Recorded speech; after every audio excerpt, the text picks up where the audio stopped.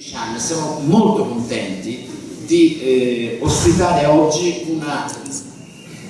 una iniziativa dell'Associazione Culturale Sardi in Toscana, che ha scelto la nostra collaborazione in questo luogo per festeggiare la festa della regione Sardegna. Buonasera a tutti, vi ringrazio di essere qui a nome dell'Associazione dei Sardi in Toscana. In questa serata umida e fredda è veramente una grande cosa di vedervi qui. E ringrazio molto anche l'Istituto De Martino che ci ospita e col quale abbiamo stretto una bella amicizia e collaborazione. Abbiamo avuto purtroppo un thrilling della organizzazione perché il fisarmonicista si è trovato in difficoltà con l'aereo perché la Vueling, la compagnia nuova che fa Cagliari-Firenze, ha annullato il volo senza avvertirci. Quindi con grandi difficoltà lui è dovuto andare a Roma, da Roma prendere l'aereo per Firenze, comunque ce l'ha fatta e adesso è qui. E questo purtroppo è sempre la nostra insularità che ci penalizza e bisognerebbe veramente che i nostri politici, i nostri governanti facessero qualcosa per farci sentire come gli altri, per darci la possibilità, perché la gente non solo e non sempre si sposta per divertimento, ma molto spesso si sposta per necessità e non avere questi mezzi è veramente, veramente difficoltoso. Bene, sapete tutti che questa giornata è in memoria di Xavier de sa Sardegna. Il tema però della memoria della Sardegna, dell'essere sardi che siamo impegnati nel lavoro altrove, è un tema che mi è stato sempre caro. Sono stato per molti anni attivo nel circolo Peppino Mereu di Siena, proprio in qualche modo per rendere attiva questa condizione di nascita, di cultura, di riferimenti in tutti i contesti in cui si produce. Ora sapete che in Toscana un pezzo significativo del mondo agropastorale è rappresentato dalla Sardegna e fu proprio un elemento importante, dirompente, quando a Siena verso la fine degli anni 70 fu fatto lì il convegno regionale sull'agricoltura, in cui emerse con grande forza che una delle attività vitali trainanti era la pastorizia sarda. Sottolineare essenzialmente quello che i miei colleghi professionisti di questo campo sottolineano, è appunto il fatto che la musica polifonica sarda è una musica colta e contemporanea, e dicono una cosa che apparentemente è un po' contro quello che noi siamo abituati a pensare, arcaica, ce la portiamo dietro da generazioni,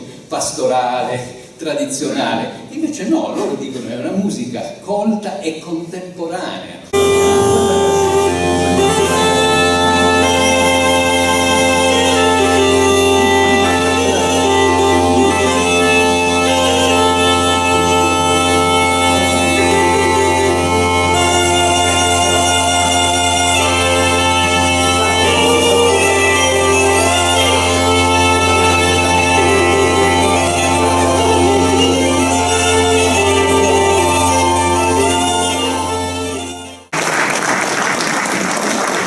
Per vi do il benvenuto a questa serata che prometteva male, ma insomma si mette di puzzo buono. Siamo tutti contenti. La prolusione del professor Clemente rende onore in maniera sinottica, direi, o perlomeno quasi sinottica, a quello che davvero è successo e succede in Sardegna nel nostro ambito, nella cultura popolare, che negli ultimi decenni si è davvero sviluppata tanto. La metafora del vino, che poi è una realtà, ma la metafora del vino io la posso usare paro paro per quanto riguarda le tradizioni popolari.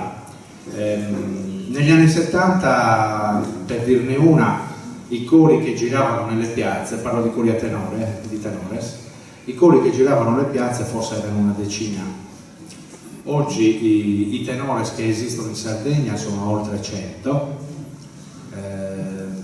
approssimata questa cifra per grosso difetto, e risulta da un censimento fatto con un certo criterio anche scientifico, risulta da questo censimento che in oltre 50 paesi sia attivo almeno un gruppo di canto a tenore.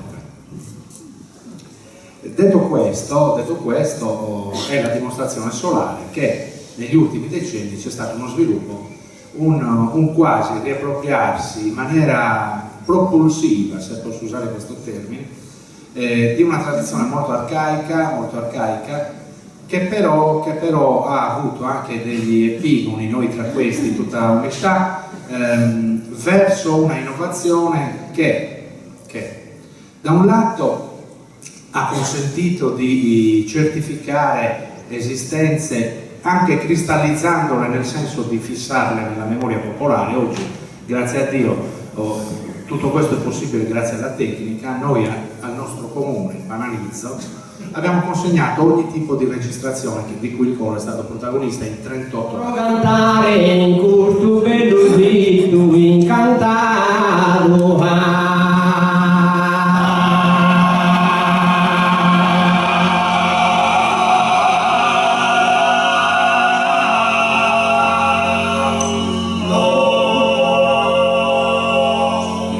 De minore se de manno circondato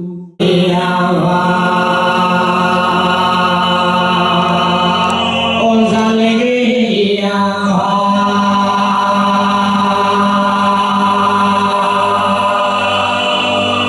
Mangareria innanti da terre sa cantata, la gente appassionata de gusta sarda antica.